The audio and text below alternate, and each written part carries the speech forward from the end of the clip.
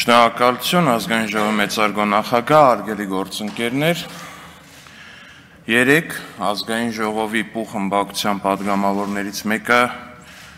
այսինքն խմբակցության ղեկավարը հայտնել է, թե ինչ-որ չի բացառում, որ Երևանում արյամբ իշխանություն է փոխվելու, հերթական անգամ ընդդիմությունը համադրելով կամ նույնականացնելով, համատեղելով, եթե այդ բառը կուզեք, իր ջանքերը, իր արյուն ռուշտ կոչերը այն փաստի հետ, որ կա որոշակի լարվածություն սահմաններին, որ կա ադրբեջանական զորքերի կուտակում սահմաններին, անում է նմանատիպ հայտարարություններ։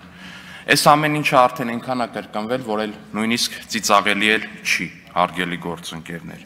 Հետո էլ այստեղից պարոն Մամիջանյան հայտարարեցիք, որ երբ կանչը հնչի, կգա գործելու ժամանակը։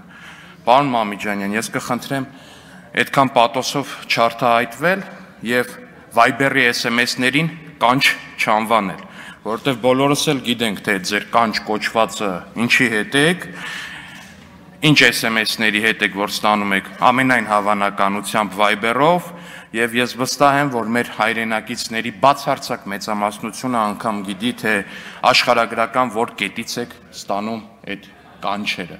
Այնպես որ պարոն Մամիջանյան, խնդրում ենք, այդ ձեր կանչերը ու SMS-ները պահեք միայն ու բացարձակապես սեփական ընթերցանության համար։ Այստեղ ոչ ձեր կանչերից վախեցող կա, ոչ ձեր արյուն ռուշտ կոչերից վախեցող կա, եւ ոչ էլ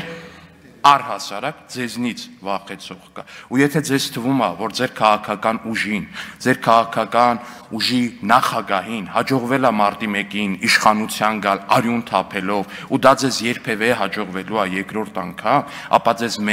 շատ մեծ հիասթափություն է սպասում։ Ու այս ելույթը կարող եք թարգմանել ու Viber-ով հետ ուղարկել։